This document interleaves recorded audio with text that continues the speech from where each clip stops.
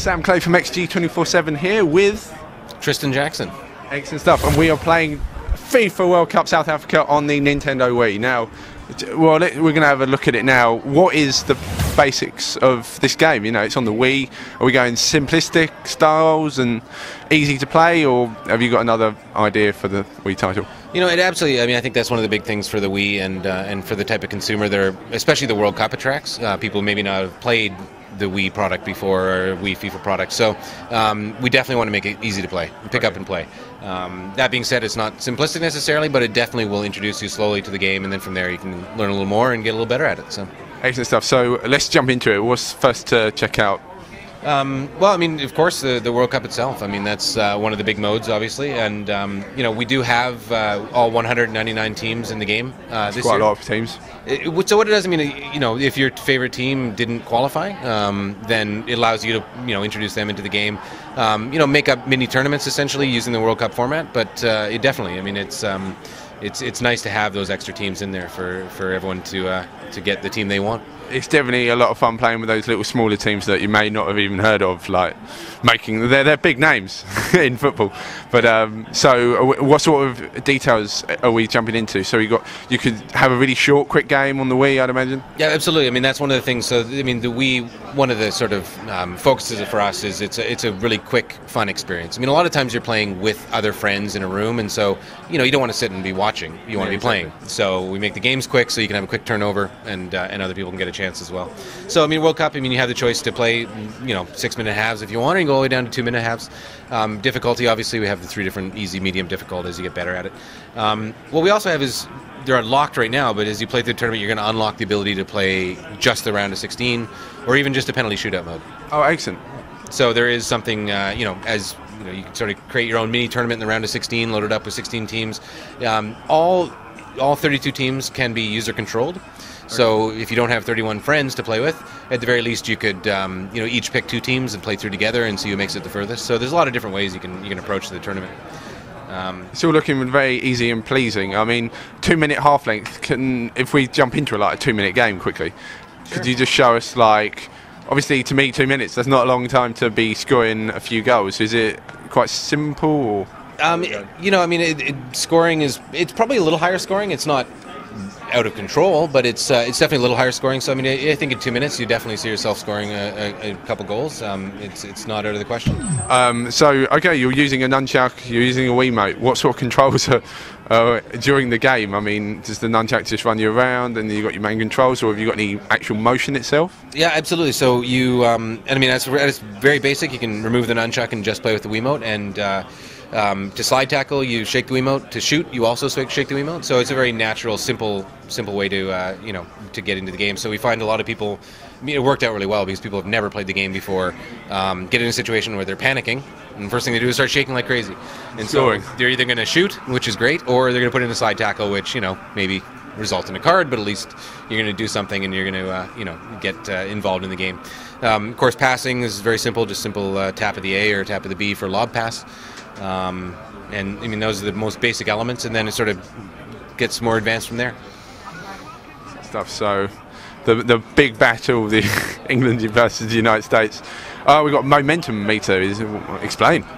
So the momentum meter, it's, you know, it's geared to drive. You know, we're trying to encourage you to work your way up the pitch and maintain possession of the ball. So you know, as you get closer to your opponent's net, and as you maintain possession, you're going to see the momentum meter progressing upward. And when you get to full momentum, you're going to see a couple changes. One is that, you know, you get different skill moves.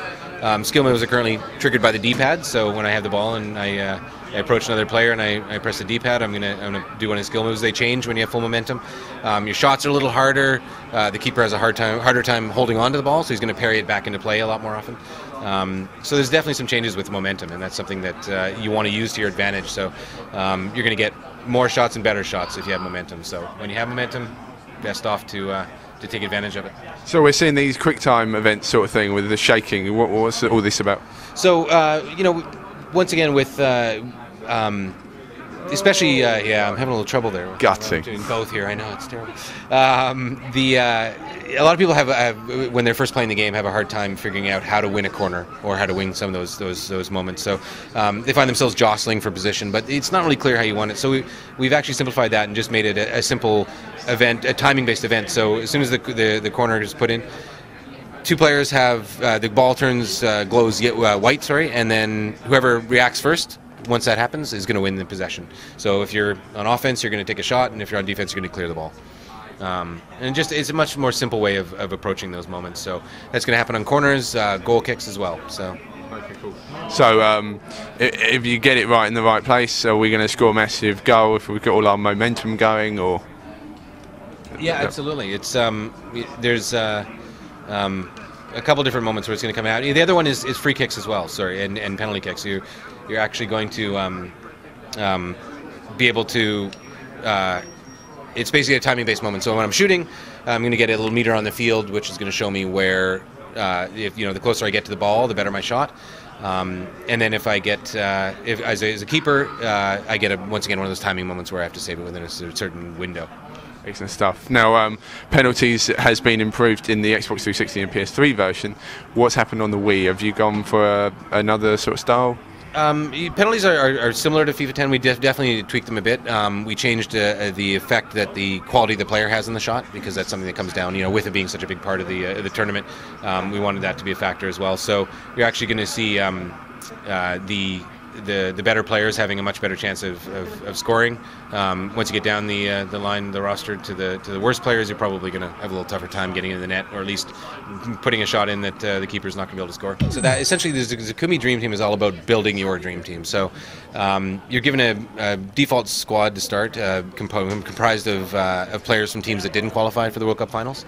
And then what you're going to do is you're going to go around the world challenging the 32 World Cup qualified teams. And as you play against them, you're going to be able to take one of the players from their team. So depending how I fare against them, I could, if I do, I have certain challenges I have to accomplish, and depending on how I do in those challenges, I get to take a better player. So the idea being that after I've played all 32 teams, I've assembled my dream team, one player from each country, and then I can then take that team, and I can actually play against others online with it. Or I can actually save it to my Wiimote and take it to a friend's house on my Wiimote as well, and create a tournament. Cool stuff. These challenges then, as this kind of score 7 goals and you get that, and you're going to see all kinds of different challenges. So some are scoring a certain number of goals, some are possession based, some are passing based. One is one challenge that has to do with not putting a single slide tackle. So you're going to sort of be forced to try to play the game a slightly different way. So it encourages you to play, experiment with different sort of techniques. Styles. Yeah, absolutely. I mean, one of them is to do with tricks. So if you haven't ever used a trick before, you're going to have to learn how if you want to get that challenge. I will definitely. Right. When can we expect the Wii version of the game to hit stores? This version is out on April 30th. April 30th. Right. We'll be waiting for that. Thank you so much again, and well, let's play some football.